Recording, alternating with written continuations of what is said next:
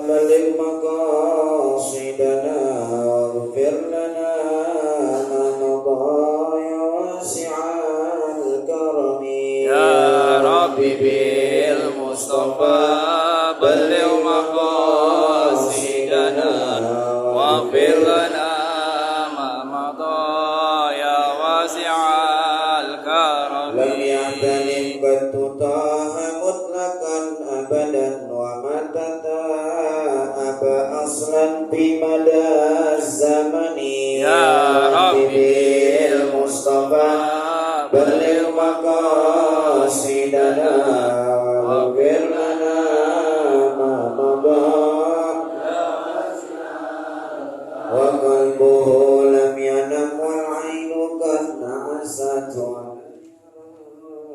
له بالشمس ذو فطن يا رب بالمصطفى بلغ مقاصدنا واغفر لنا ما مضى يا واسع الكرم قد علتا قوما إذا جلسوا عند الولادة سب يا ذا بمختتني يا رب بالمصطفى بلغ مقاصدنا واغفر لنا ما مضى يا واسع بالخصائص فاحفظها تكن آمنا من شر نار وسرق ومن محن يا رب بالمصطفى بلغ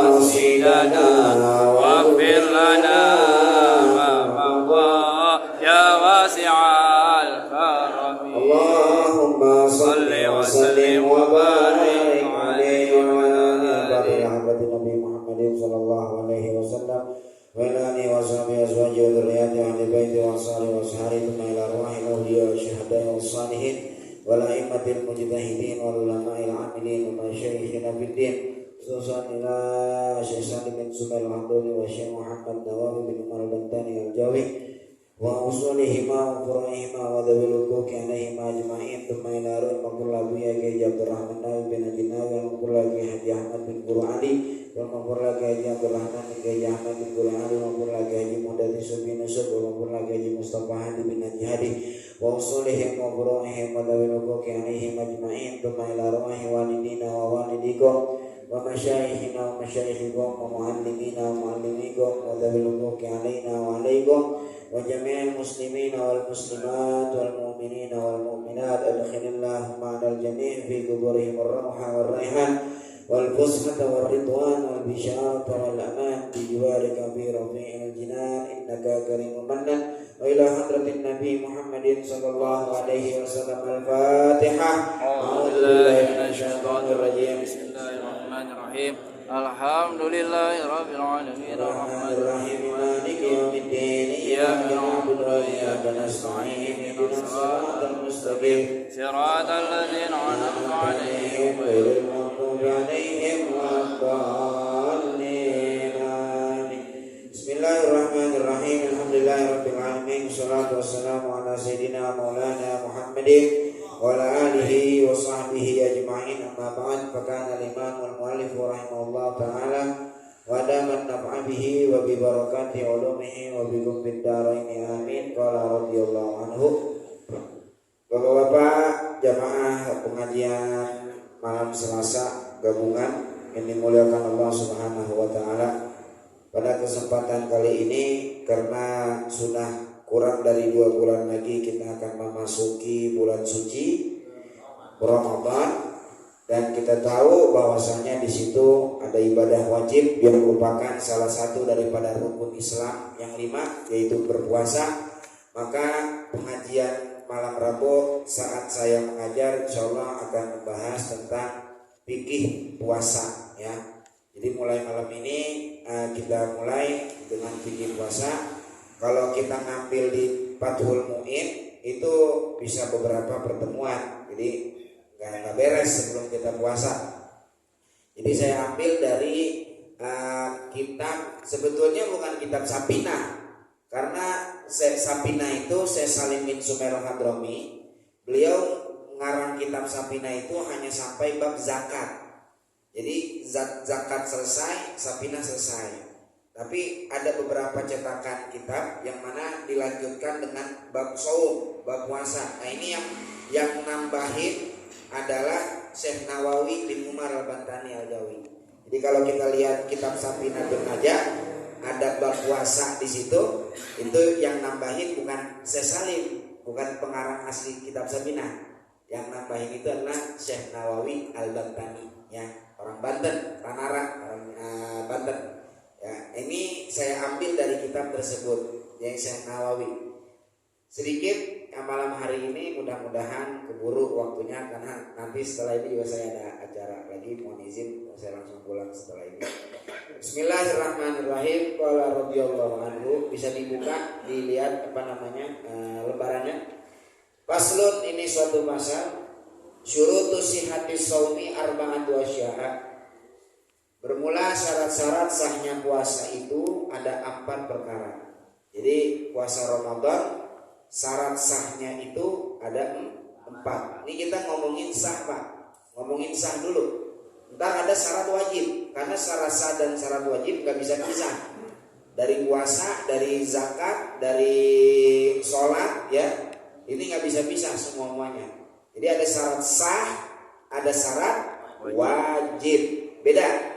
Syarat sah ini kalau 4 kumpul pada diri seorang, maka puasanya dianggap sah dan berpahala. Kalau syarat wajib harus, jadi 5 syarat wajib nanti harus dipenuhi oleh orang yang hendak berpuasa. Diwajib apa kagak? Gitu. Terkena hitop taklif atau enggak? Wajib puasa Ramadan atau tidak? Itu beda antara syarat sah dengan syarat wajib. Sebelum kita masuk, kita tahu terlebih dahulu riwayat, ya, sejarah puasa Ramadan itu disyariatkan pada tahun ke-2 Hijriah. Tahun ke-2 Hijriah itu mulai disyariatkan puasa bulan Ramadan, ya. Jadi sebelum Nabi Muhammad hijrah dari kota Mekah ke Madinah, itu saat itu umat Islam belum ada puasa. Puasa Ramadan belum ada saat itu. Puasa Ramadan itu baru disyariatkan wajib pada tahun ke-2 Hijriah. Nabi Muhammad hijrah ke Madinah tahun pertama, tahun kedua bulan Sya'ban turun ayat Quran, ya ayyuhalladzina amanu kutiba alaikumusiyam kama kutiba alal ladzina min qablikum la'allakum tattaqun. Jadi puasa Ramadan diwajibkan pada tahun ke-2 Hijriah. Ulang tahunnya puasa Ramadan tuh, ya. Nabi Muhammad wafat tahun 11 Hijriah, Rabiul Awal, berarti belum nemuin Ramadan. Kalau Nabi wafat tahun 11, Ramadan itu diwajibkan tahun kedua, maka Nabi Muhammad puasa Ramadan seumur hidup beliau hanya 9 kali. 9 kali. Tahun kedua, tahun ketiga, keempat, kelima, keenam, ketujuh, ke-8, ke-9, ke-10. Ke-11 ya kan nggak nemuin, meninggal, wafat bulan Rabiul Awal. Jadi 9 kali Nabi Muhammad puasa di bulan Ramadan. Kita udah berapa kali? Sumur. Kata kita begini, lah banyakan gua, sembarangan, banyakan gua aja. Banyakan kita juga kualitasnya beda sama puasanya Nabi, gitu ya. 9 kali Nabi puasa Ramadan. Yang 8 Ramadannya cuma 29 harinya. Umur Ramadannya cuma 29. Karena kalau bulan Hijriah itu kan umur bulan kalau nggak 29 30 ya. Nah, 8 Ramadan Nabi alamin hanya 29 hari umur Ramadannya. Yang satunya lengkap kamal 30 hari. Hikmahnya apa? Untuk menghibur orang-orang umat Islam yang sangat antusias dengan puasa Ramadan. Kalau Idul Fitrinya cepat, ya 29 doang. Gue maunya mah 30. Ada nggak yang begitu? Kayak emang kamu orang. Ini kalau kita makan puasa udah seminggu lagi mau Lebaran, udah mau buru-buru aja. Mudah-mudahan aja 29 Ramadan ya. Gak yang sampai 30 kalau kita mah. Ada orang yang ya 29 Kenapa nggak 30 aja? Ah, ini tasalli, dihibur. Jangan begitu. Nabi juga kan 8 kali 29 harinya Ramadan. Nabi aja begitu, terhibur jadi umat Islam. Paham tuh ya? Ya, 9 kali tapi menjadikan beliau tetap menjadi manusia yang paling bertakwa kepada Allah Subhanahu wa ta'ala. Kalau kita udah puluhan kali, cuman belum tentu kualitas puasa kita jadikan diri kita la'allakum tattaqun. Bisa jadi orang bertakwa atau tidak. Tapi mudah-mudahan dengan kita ngaji fikih ibadah puasa ini, besok Ramadan kita makin bermakna. Makin kita hayati, makin kita bisa tingkatkan kualitas puasa Ramadan kita ya. Amin ya robbal alamin. Ini Bapak Ji, ini jebak apa? Penutupan. Masih lama ya, alhamdulillah kalau masih lama. Khawatirnya udah cepet-cepet ntar nggak ke Uber gitu, karena banyak yang harus disampaikan, termasuk nanti ada masalah kobok puasa Ramadan, ada masalah fidyah.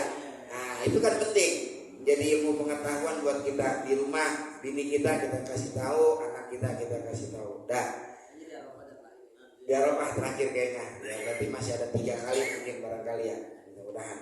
Nah, bismillahirrahmanirrahim. Qala radhiyallahu an syurutu sihhatis shaumi arba'atu asya'. Syarat sahnya puasa Ramadan ada 4 ya. Yang pertama, Islamun, yaitu Islam.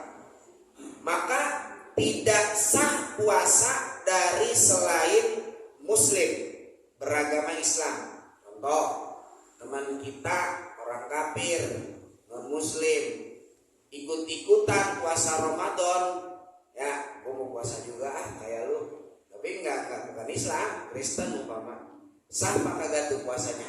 Nggak sah. Kenapa? Karena syarat sah yang pertama harus Islam. Yang kedua, wa'adlun, syarat sah yang kedua berakal. Awas, maksudnya berakal di sini tamyizun, sudah memasuki usia tamyiz. Meskipun belum balik ya.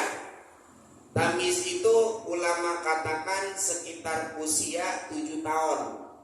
Kita punya anak, kita punya cucu, umur 7 tahun itu udah masuk usia tamyiz. Kalau dia puasa Ramadan, maka puasanya sah, saudara, walaupun belum wajib buat dia. Kenapa? Karena kalau ngomongin wajib mah kudu balik dulu. Kan umur 7 tahun kan belum balik, belum wajib puasa. Tapi kalau mau puasa juga, maka puasanya sah. Berpahala nggak berarti puasanya? Berpahala. Makanya kan di Fathul Mu'in waktu awal-awal kita bentuk pengajian malam Rebo kan udah disampaikan ya, wajib bagi seorang walid, orang tua, mengajarkan anaknya sholat ya, sholat di usia 7 tahun. Bukan cuma sholat, semua perkara yang wajib dalam Islam seperti puasa ajarin usia 7 tahun.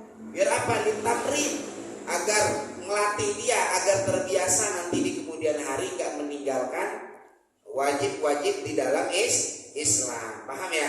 Nah, wajib ajarin usia 7 tahun puasa. Baru setengah hari Ustaz, sampai zuhur, apa-apa. Yang penting dia masih ada keinginan ya, biar biasa. Ntar masuk usia 8 tahun sampai jam 3 sampai asar. Ntar masuk usia 9 tahun sampai maghrib baru. Gitu, ajarin biar terbiasa. Gak apa-apa udah. Paham ya? Kalau zaman dulu saya ingat banget nih, kita puasa setengah hari. Jam 12 buka, lanjut lagi ya sampai maghrib. Ada ya begitu ya? Mungkin barangkali di sini orang tua ada yang dulu nerapin ke anak kan gitu ya. Nah, nggak apa-apa udah, yang biar biasa, biar dia tahu dia punya agama itu aturannya gitu. Ya syukur-syukur ntar lebih bagus lagi ya johor nggak pakai buka, tetap lanjut sampai maghrib. Paham ya? Tuh yang kedua berakal, tamyiz. Maka puasa itu tidak sah dari anak yang masih kecil. Anak masih kecil tuh bahasa fikihnya namanya sobi, saudara. Sobi itu anak yang usianya di bawah 7 tahun. Ada anak kecil di bawah 7 tahun udah bisa puasa Ramadan. Kuat dari subuh sampai maghrib. Dia kuat puasa. Sah apa enggak puasanya? Enggak sah. Enggak sah puasa. Kenapa? Karena syarat sah harus berusia tamyiz. Ada anak umur 4 tahun udah bisa puasa Ramadan. Keren amat tuh bocah. Dari subuh sampai maghrib dia bisa tahan lapar. Bagus, tapi sah nggak puasanya? Nggak sah. Kenapa? Karena nggak berakal. Arti berakal di sini bukan nggak punya akal, bukan ya? Maksudnya tamyiz, belum masuk usia tamyiz. Atau orang gila puasa. Orang gila, ada orang gila puasa Ramadan, sah kan nggak puasanya? Ya kagak sah gitu, ya nggak sah puasanya. Yang ketiga, wa naqaun min nahwi haidin, suci dari seumpama haid. Ini pakai kata nahwi di sini. Artinya tidak terbatas contohnya. Ya, bisa juga dari nipas, bisa juga dari wiladah tuh, ya. Suci dari nahu haid, nahu istihad bukan. Wiladah, nahu nipas. Suci dari darah haid, suci dari nipas, suci dari wiladah. Ada perempuan puasa dari subuh, pas jam 5 sore darah keluar, haid, batal apa enggak puasanya? Batal apa enggak? Batal. Hatta semenit lagi mau ada keluar tuh darah, batal apa enggak? Batal. Atau tuh perempuan wadon namanya keluar lagi tuh nangkuban semenit, batal enggak? Batal. Kenapa? Karena syarat sah puasa kudu suci dari haid, nipas dan wiladah. Nipas itu darah setelah melahirkan ya. Wiladah darah yang berbarengan saat mengeluarkan anak bayi tersebut. Yang terakhir yang keempat, wa ilmun bi kaunil waqti qabilan lisaum, dan mengetahui atau yakin atau menduga zon masuk di sini. Bi kaunil waqti, waktu dipakai puasa itu qabilan lisaum, waktu yang cocok, waktu yang diterima, waktu yang gak diharamkan untuk berpuasa. Maksudnya gimana? Perhatikan ke depan, dengerin. Ada 5 waktu yang diharamkan berpuasa. Artinya nggak pantas tidak pantas untuk dipuasakan. Haram di situ, nggak boleh. Mana yang 5? Yang pertama Idul Fitri, 1 Syawal. Ini haram berpuasa, nggak boleh berpuasa. Ada orang soleh banget, saking solehnya hari Idul Fitri masih puasa juga. Nggak boleh, haram, buka, nggak boleh. 1 Syawal haram berpuasa. Yang kedua, tanggal 10 Dzulhijjah, kapan itu? Idul Adha, haram puasa, Idul Adha, nggak boleh. Yang ketiga, keempat, kelima, 11, 12, 13 Dzulhijjah, atau yang dikatakan hari Tasyrik. Ini 5 waktu yang haram berpuasa, nggak boleh puasa di sini. Nah, syarat yang keempat, dia tahu waktu yang dia pakai untuk puasa ini bukan waktu yang 5 tadi. Gitu, paham nggak? Nah, ini waktu boleh puasa apa kagak ya? Masih ada keraguan dalam hatinya dia, nggak sah. Harus yakin atau sifatnya menduga, apa-apa. Ya, ilmun atau zon, dugaan kuat, 75% lah. Itu dugaan kuat dia boleh puasa, sah puasanya. Jelas ya? Ini syarat sah puasa ada 4. Masuk ke dalam pasal selanjutnya. Paslun syurutu wujubihi khamsatu asya'a. Syarat wajib puasa ada 5 perkara. Syarat wajib nih. Berarti 5 ini ada, orang wajib puasa. Gitu. Wajib nih. 5 ada, wajib puasa. Mana? 1, yang pertama, Islamun. Islam. Walau fima madha, kata Syekh Nawawi. Enggak ada di situ di lembarannya. Walau fima madha, walaupun Islamnya telah terdahulu, maksudnya murtad. Wajib puasa, wajib, tapi biar sah masuk Islam dulu. Artinya apa wajib puasa bagi murtad? Berarti kan dengerin. Dia orang yang murtad, kalau nanti balik lagi ke Islam, maka dia wajib menggodok semua puasa Ramadan yang ia tinggalkan dalam keadaan murtad. Contoh, ada orang umur 20 tahun sampai 20 tahun dia Islam. Di usia yang ke-20 murtad, keluar dari agama Islam. Umur 25 masuk lagi ke Islam. Berarti kan 5 tahun dia ninggalin puasa tuh Ramadan. Ya, saat dia masuk di umur 25 masuk Islam lagi, maka dia wajib qodok 5 tahun Ramadan yang dia tinggalin. Kok wajib diqodok? Kenapa? Sebab sudah masuk syarat wajib yaitu Islam walau fima madho, walaupun Islamnya sudah terdahulu. Beda halnya sama orang kafir asli. Emang ada kafir yang palsu, saudara? Ada kafir asli, saudara. Kafir asli itu apa? Kafir asli itu orang kafir yang gak didahului Islam sebelumnya. Emang dari lahir emang dia udah kafir, ya. Dari lahir mak bapaknya Kristen, dia lahir Kristen, umur 30 dapat hidayah, masuk agama Islam. Saat dia masuk agama Islam, wajib qadha enggak Ramadan yang ia tinggalin selama kafir? Enggak wajib, ini mah dia. Kenapa? Karena ada targhib untuk nyenengin dia masuk Islam. Tuh dosa-dosanya semua habis. Dosa-dosanya semuanya habis. Dia ninggalin puasa, ninggalin sholat, habis semua diampuni sama Allah Ta'ala. Sebab asyhadu alla ilaha illallah wa asyhadu anna muhammadar rasulullah. Sebab dua kalimat syahadat itu menggugurkan semua dosa yang ia telah lakukan sebelum masuk Islam. Makanya puasa juga wajib diqadha gitu. Paham gak kira-kira? Beda dengan orang murtad. Kok bisa beda ya? Ada kaidah begini, saudara, dalam fikih. Saya lupa tadi tuh mau ngomong kaidah apa ya? Ar-ridha bi syai' ridha bima yatawalladu minhu. Senang sama sesuatu, senang juga sama konsekuensinya. Contoh, kalau kita demen sama motor Vespa tahun 70, maka senang juga kalau tuh Vespa kita pakai sering mogok. Ya enggak? Demen Vespa tapi pas lagi lempengan mogok bedok banget sampai Vespa ditendang-tendang. Suwe bener gua atuh. Lah, ente kalau emang demen Vespa, mogok ya itu konsekuensi. Kalau nggak mau mogok, beli motor yang cakep, yang tahun sekarang kan gitu. Temen, senang sama sesuatu, senang juga sama konsekuensi yang ditimbulkan dari perkara yang kita senangin, gitu. Kita demen banget dulu waktu belum nikah sama bini kita nih, masih pacaran. Demen banget, cinta banget. Konsekuensinya pas nikah ternyata baru ketahuan tuh tidurnya ngorok. Ya, apalagi ngiler, tidur mangap. Gue kata cakep lagi di foto doang, lagi tidur pas sama kayak gue juga, ngorok-ngorok juga. Ridho bi syai' ridho bima yatawalladu minhu. Senang sama sesuatu, senang juga konsekuensinya. Demen sama tuh perempuan, konsekuensinya ya rasain aja dah. Itu dulu mah lagi jadi pacar mah kayaknya bahaya banget. Pas udah jadi bini, masya Allah, 5 menit gua keluar dicariin di WA. Di mana? Pulang ke rumah, tuh kan. Ridho betul itu. Ternyata bininya cerewet, bininya bawel, bininya judes, ya udah ridho juga. Paham tuh?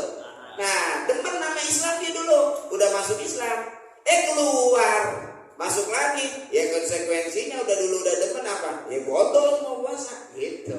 Nah ini dimasukin ke dalam kaidah fikih tadi. Ridho bi syai' ridho bima yatawalladu minhu. Udah senang sama Islam dulu, makai keluar, masuk lagi, ya konsekuensinya apa? Bodoh semua puasanya, bodoh semua sholatnya, gitu, paham ya? Kalau puasa sih kehitung ya, 30 hari kalian aja 5, berarti berapa? 3 kali 5, 150 hari. Kalau sholat, masya Allah, 1 hari berapa waktu? 5 kaliin 5 tahun. Duh, dah ini berapa kodonya? Ya, lu lagi dulu pakai keluar, lu diem aja pak, gitu, paham gak?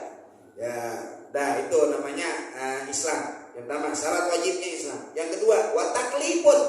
Taklif, pengertian taklif ini 2. 1 balik, kedua berakal.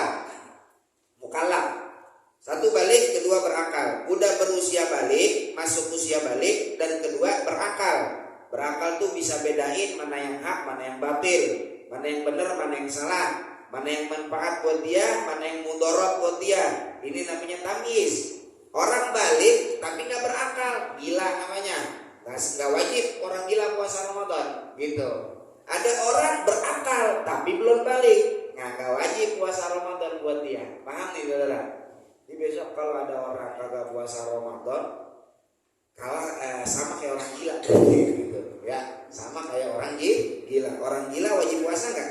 Nggak wajib. Nggak puasa Ramadan orang gila sama, dia juga nggak puasa juga. Cuman orang gila nggak puasa nggak dosa, karena emang nggak wajib. Tapi kalau dia nggak puasa dosa.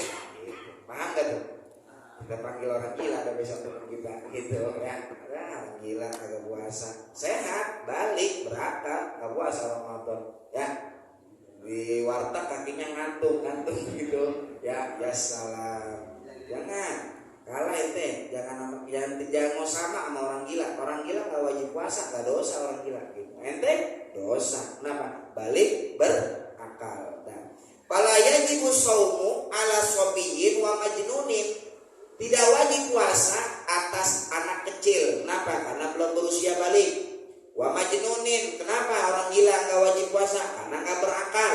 Wa mugman alaih, epilepsi, orang yang ayan. Karena ada orang ayan dia, kadang-kadang tuh orang ayan, nggak wajib. Wasakran, dan orang yang mabok saudara, mabok mobil, sampai muntah, mabok parah maboknya, maka tidak wajib puasa bagi mereka semuanya. Ada orang epilepsi, orang ayan, batal puasanya, ya, nggak wajib puasanya. Amal qadha, adapun qadha tetap diwajibkan kecuali pada anak kecil. Anak kecil tidak wajib qadha dan orang gila. Kalau gilanya tidak sengaja. Tapi kalau gilanya sengaja ngajak tetap wajib qadha. Udah dikasih tahu nih sama dokter, jangan nanjak pohon ya. Mengapa? Kalau nanjak pohon gila lu datang gitu. Sengaja ngajak. Bulan Ramadan siang-siang dia nanjak pohon. Jadi gila, sengajanya tuh gilanya sengaja. Maka tetap wajib qadha di luar bulan Ramadan. Kalau dia nggak sengaja ngajak gilanya, maka tidak wajib untuk mengqadha puasa Ramadan tersebut. Lagi puasa tiba-tiba gila, aing mau gitu tiba-tiba. saya macan gitu kayak orang kesurupan gitu. Gila nih bocah gitu. Enggak sengaja gilanya. Batal puasa, batal. Wajib qadha enggak wajib qadha di luar gitu. Paham ya? Kesurupan wajib. Kalau kesurupan wajib. Wa itoqotun, yang ketiga syarat wajib puasa. Itoqoh apa? Itoqoh itu qudratun lisaum, mampu untuk berpuasa. Maka tidak wajib bagi orang yang gak mampu berpuasa, seperti orang yang sudah tua renta. Ya, kita punya orang tua usianya udah 80, udah 90 tahun barangkali. Ya, kalau disuruh puasa mau udah payah dia. Ya, malah mudarat nanti buat dia. Maka gak wajib puasa bagi orang yang udah tua renta ya, gak wajib. Nih waktu ngaji dulu apa namanya sama Habib Rizik, beliau bilang termasuk itokoh itu adalah pekerja keras, saudara. Ya, pekerja keras.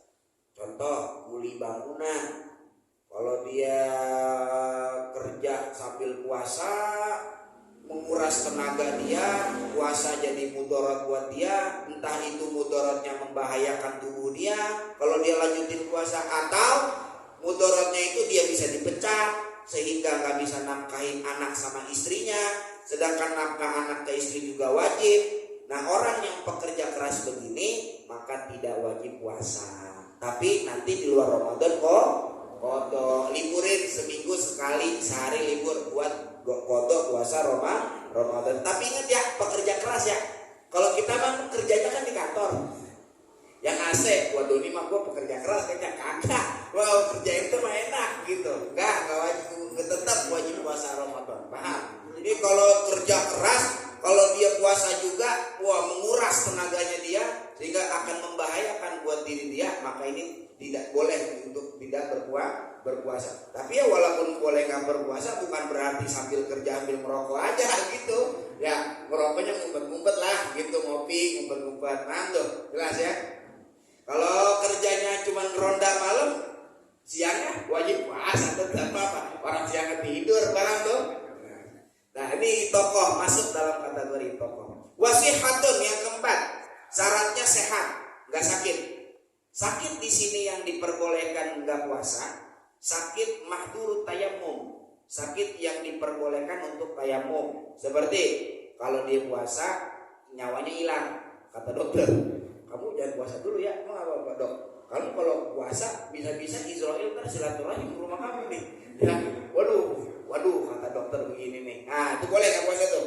Kalau dokter yang bilang ya, ingat kudu ada resep dari dokter, nasihat dari dokter. Dan begini, ya masuk angin dikit kalau puasa sakit nih gue nih, kayaknya gue kalau puasa mati nih gue nih. Ya jangan, kudu ada omongan dari dokter, karena ulil amr ya, dokter itu termasuk ulil amri. Atiullaha wa atiur rasulah wa ulil amri, ya kan? Taati Allah, taati Rasulullah, dan taati kepada ulil amr. Ulil amr itu bukan pemerintah doang. Ulil amr itu termasuk dokter, ulil amr dalam kesehatan. Ya, kalau dokter bilang jangan, itu ulil amr, wajib kita taati. Paham ya? Atau sakit yang kalau dia puasa akan membahayakan manfaat anggota tubuh. Ya, kata dokter, kamu jangan puasa. Emang apa dok kalau saya puasa? Kamu nanti kalau puasa mata kamu buta. Waduh, mata nggak bisa melihat, manfaat anggota tubuh hilang. Maka boleh nggak puasa. Paham ya? Itu sehat. Yang kelima, yang terakhir, wa iqamatun. Iqamah itu artinya bermukim. Mukim. Wajib puasa bagi orang yang mukim. Wajib. Kita Islam, kita taklid, balik, berakal, mampu berpuasa, sehat gak sakit, iqamah, mukim juga di Jati Padang. Maka 5 ini ada pada diri kita, wajib puasa. Iqamah itu mukim, berarti gak wajib buat musafir. Orang yang bepergian itu tidak wajib puasa Ramadan. Kalau dia mau batalin gak apa-apa. Kalau dia mau terusin puasa lebih bagus. Tapi ingat, kalau dia terusin puasa sekiranya membahayakan dirinya dia, batalin lebih bagus. Tapi kalau dia puasa juga lagi dalam perjalanan gak membahayakan dirinya, maka puasa lebih utama. Tapi ini perlu diingat saudara, ini saya catat. Musafir itu, perhatikan, dia boleh tidak berpuasa kalau memenuhi 5 gaib. Gaib itu syarat. Kalau punya 5 syarat, terpenuhi 5 syarat, musafir boleh gak puasa. Tapi kalau satunya hilang, 4 ada, yang 1 hilang, ini gak boleh. Tetap wajib puasa sepanjang perjalanan dia sampai maghrib. Apa syarat yang pertama? Dengerin. Yang pertama, safarun tawil. Perjalanannya perjalanan panjang. Perjalanan yang bisa mengkosor sholat. Berapa jaraknya? 84 km. Kalau ada perjalanan lebih dari 84 km, maka dia boleh tidak berpuasa. Ini biasanya orang pada pulang kampung nih. Ya, orang-orang yang pada mudik nih. Ini berarti ini orang mudik nih. Besok kalau Ramadan kita mau pulang kampung, boleh kita gak puasa. Tapi yang 5 ini kudu ada. 1, jaraknya 84 km. Kalau saya dari Depok ke Jati Padang pulang kampung, atau terbalik dari Jati Padang ke Depok pulang kampung, ada nggak 84 kilometer? Ada nggak? Di Lenteng Agung saya batal puasa. Gue musafir, batalan puasa. Bisa nggak? Nggak bisa, karena jaraknya nggak ada 84. Yang kedua, biniyatit tarakhus. Batalinnya pakai niat tarakhus. Apa niat tarakhus? Niat rukhsah, niat ngambil keringanan dari Allah Ta'ala. Jadi pas lagi di bis kita mau minum tuh, mau batalin, niatin aku mengambil rukhsah dari Allah. Gitu. Niat ngambil rukhsah. Rukhsah itu keringanan dari Allah Ta'ala. Allah suka tuh hamba-hambanya yang dikasih keringanan diambil. Paham tuh? Allah demen. Ya, kayak kita nanti besok akan ziarah di bulan Februari ya. Ada jarak 84 km lebih. Ada rukhsah di situ, boleh jamaah, sholat, boleh qashar. Kita ambil yang mana? Ambil jamaah, ambil qashar. Berapa? Allah demen sama hambanya yang dikasih keringanan, diambil sama hambanya. Paham gak tuh kira-kira? Ya, kalau kita ngontrak, kata ibu yang punya kontrakan, bayar sampai tanggal 12 juga nggak apa-apa. Enggak, saya maunya sampai tanggal 5. Lu dikasih keringanan kagak mau. Kira-kira gimana itu ibu kontrakan? Belagu banget sih, gitu kan? Nah, Allah Ta'ala demen sama hamba yang kalau dikasih keringanan diambil. Yang kedua, niat tarakhus. Ingat tuh, besok yang pulang kampung mau minum di bis, niatin ngambil keringanan dari Allah Ta'ala. Yang ketiga, ayyufariko masyurito mujawazatuhu fi sholatil musafiri goblal fajri yakinan. Nih, ini penting nih yang ketiga. Banyak orang lalai di sini yang ketiga. Awas, perhatikan. Boleh musafir itu tidak berpuasa dengan syarat dia udah ngelewatin tapal batas kota kecamatan tempat dia tinggal sebelum beduk subuh. Kalau di sini bahasa mujawazatuhu al-balad, balad itu kalau dalam bab qasar, waktu saya ngaji sama guru, ada beda pendapat nih guru-guru saya nih. Satu guru saya bilang yang dimaksud balad adalah kota. Jadi kalau udah keluar kota baru boleh qasar, baru boleh buka puasa. Guru yang lain bilang kecamatan. Jadi kalau udah keluar kecamatan maka udah boleh qasar sholat. Kayak besok kita mau jadi Februari kemana ya? Buji ya? Mana sih? Ke Cirebon ya? Contoh ini contoh doang Pak, ini contoh doang. Umpama berangkat setengah 12 siang nih dari Jati Padang.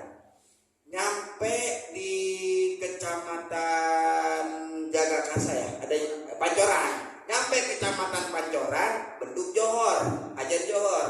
Kita sekalian sholat qasar dah di Pancoran, boleh apa kagak? Boleh. Kenapa? Karena udah ngelewatin kecamatan tempat dia tinggal. Paham? Kan jaraknya belum ada 80 kilo, tapi kan tujuan kita udah tahu lebih dari 84 kilo. Paham tuh? Jelas ya? Jadi orang yang puasa musafir itu boleh buka puasa kalau pergi lewatin kecamatan tempat dia tinggal. Saya ngambil kecamatan, guru yang bilang kecamatan. Kalau dia lewatin kecamatan tempat dia tinggal sebelum beduk subuh, berarti kalau perginya udah beduk subuh, dia baru musafir, baru bepergian, ini nggak boleh dibatalin sampai maghrib. Paham nggak nih kira-kira Bapak? Jelas ya? Hah? Ngerti? Diulang. Oke. Emang saya kalau ngejelasin agak buru-buru ya, pelan-pelan ya. Syarat yang ketiga, musafir boleh berbuka puasa kalau perginya itu sebelum subuh dan sudah melewati kecamatan tempat dia tinggal. Contoh, subuh jam 4 subuh, umpamanya mah gampangin aja, jam 4 subuh nih umpama. Berangkat dari Jati Padang setengah 4 pulang kampung, setengah 4. Nyampe Pancoran beduk subuh, udah beda kecamatan belum? Udah, berarti di jalan dia boleh buka. Paham? Kenapa? Karena perginya sebelum subuh. Ada yang begini, mau pulang kampung hari ini, nanggungin sahur di Jati Padang. Adzan subuh, habis bayang subuh baru pulang kampung, baru berangkat. Berarti kan udah beduk subuh kan? Nah, di perjalanan walaupun dia pulang kampung ke Surabaya, tetap nggak boleh buka puasa di hari itu. Paham tuh? Nah, karena syaratnya yang ketiga, kudu pergi sebelum beduk subuh dan melewati kecamatan tempat dia tinggal. Paham tuh? Ini banyak ini orang-orang yang belum tahu. Pokoknya dia taunya mah, ya pokoknya gue musafir, gue boleh aja buka puasa. Enggak gitu. Ada syarat mainnya dalam agama, dalam fikih. Paham tuh ya? Jadi yang ketiga itu syaratnya. Yang keempat, saparnya sapar mubah. Perjalanannya perjalanan yang diperbolehkan agama, artinya bukan perjalanan buat maksiat, ya. Mau kemana Bang? Ramadan kayak gini mau siap-siap aja. Aneh mau pergi kemana? Pergi ke Surabaya. Mau ngapain ke Surabaya? Kampung lu di sono. Enggak, aneh mau ke Doli. Tahu Doli kan? Ya, mau ke Doli. Oh, nanti mau ke Doli mau ngapain? Ya mau main perempuan lah di sono lah. Nah, ini saparnya sapar maksiat. Di tengah jalan dia nggak boleh buka puasa. Paham tuh? Kenapa? Karena saparnya untuk maksiat. Kalau pulang kampung boleh nggak? Pulang kampung tujuan apa? Silaturahim. Bagus nggak dalam agama? Bagus. Berarti boleh buka nggak? Boleh. Namanya masuk sapar mubah. Paham? Yang kelima syaratnya, tidak bernadar akan tetap berpuasa saat bepergian. Nggak ada nadar. Walaupun perginya sebelum subuh, nadar. Gua menadar rumah. Ya, kalau emang tak selamat sampai kamu, gua nadar gua puasa gua. Kagak mau buka, dinadarin sama dia. Ya, berarti kau boleh buka puasa. Itu syarat yang kelima. Paham ya? 5 ini ada, maka kita sebagai musafir boleh berbuka puasa. Jelas sampai sini Bapak? Paham? Alhamdulillah paham. Terus, nah ini rukunnya saya ngambil satu aja, dikit lagi. Wa arkanu talatatu asya'a. Rukun puasa itu ada 3 perkara. Ini saya ambil satu. Yang rukun kedua dan ketiga insya Allah di 2 minggu yang akan datang. Yang pertama, niyatun lailan likulli yaumin fil fardhi. Awas. Di sini banyak koyit nih, banyak syarat. Yang pertama, niat. Apa niatnya? Lailan. Malam hari. Pertanyaan, malam itu kapan? Mulainya kapan? Akhirnya kapan?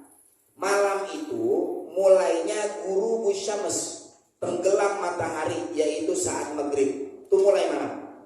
Akhirnya malam tulu'ul fajar, fajar sodik, yaitu saat terbitnya fajar sodik, yaitu waktu subuh. Berarti yang dinamakan malam dari maghrib sampai subuh itu malam.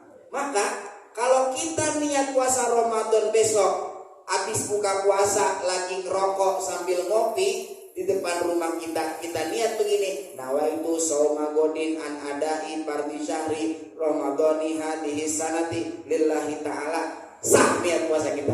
Jadi enggak mesti habis taraweh, enggak. Yang penting mah udah masuk malam, sah aja niatnya. Paham tuh? Ya.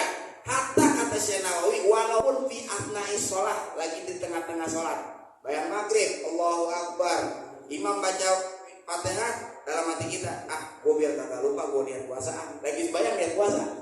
Itu sama godin. Tapi jangan dilapasin, ya, dalam hati. Itu sama godin. Kata Syekh Nawawi Banten, sahha shaumuhu, sah puasanya dia. Kenapa? Karena sudah masuk malam hari. Jelas Bapak sampai sini? Jadi harus ditabir malam, ya, puasa itu harus di malam hari. Ini ada kaidahnya fil fardi. Di dalam sholat fardu, dalam puasa fardu, wajibnya malam dalam puasa fardu. Kalau puasa sunnah nggak wajib malam. Artinya kalau umpama lewat fajar dia mau niat puasa sunnah, sah puasa sunnahnya. Contoh Pak, dengerin. Dia kagak mau puasa sunnah Senin, nggak mau puasa. Emang kagak sahur juga, malam juga kagak niat.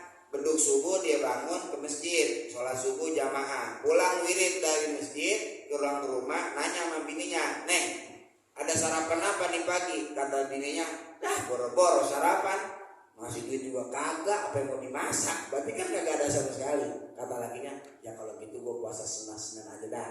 Sah puasanya. Kan udah subuh, kok baru niat? Kalau puasa sunnah, walaupun udah beduk subuh, boleh dia niat puasa. Dalilnya, saat Nabi Muhammad pulang ke rumah, Siti Aisyah ditanya, "Hal indakum syai'?" Ada sesuatu?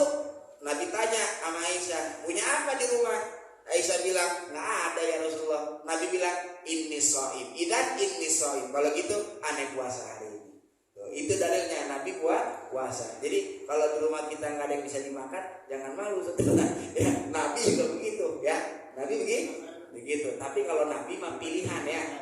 Nggak punya pilihan.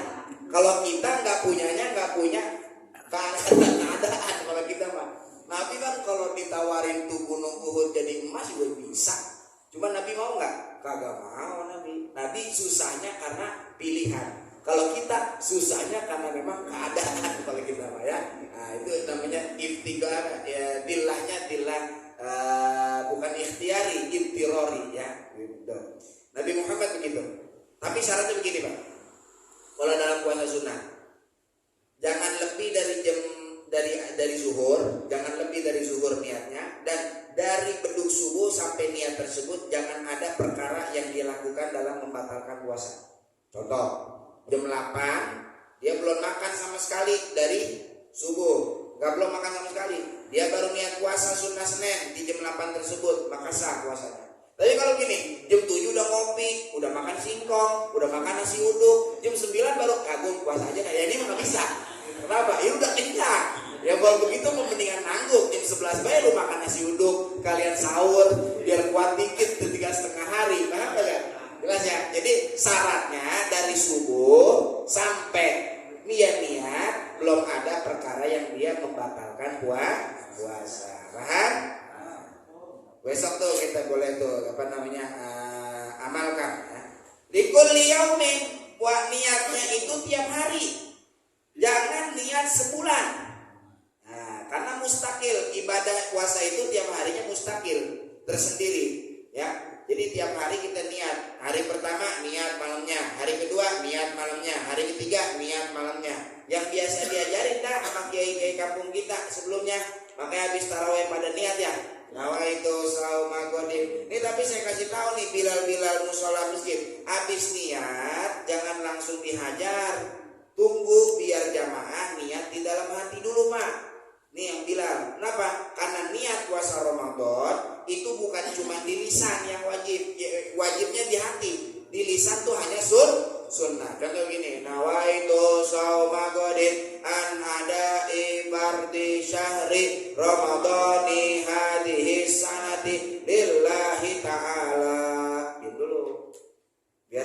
Biar pada niat di dalam hati. Nawaitu shauma ghadin. Baru habis itu mau witir ya, itu paham. Niat di dalam hati yang penting. Ingat, Ramadhani hadhihi sanati bacanya. Ya, bukan Ramadhana hadis sanati. Ya nggak apa-apa sih, nggak ada hubungannya sama keabsahan puasa. Iya, puasanya tetap sah. Tapi kalau ada orang yang ngerti nahu di situ, ntar akhirnya jadi omongan. Ini nggak ada guru yang ngajar apa di sini.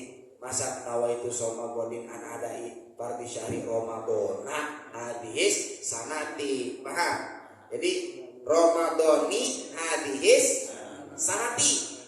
Kalau mau Ramadhana hadis sanata. Nih ingat deh. Jadi boleh dibaca dua. Ramadhani hadis sanati. Boleh juga Ramadhana hadis sanata. Paling bagusnya Ramadhani hadis sanati. Itu yang diajarkan oleh ulama-ulama, ya. Yang kagak boleh Maradona hadis sanata, itu nggak boleh. Ya itu nggak sah kalau itu puasanya.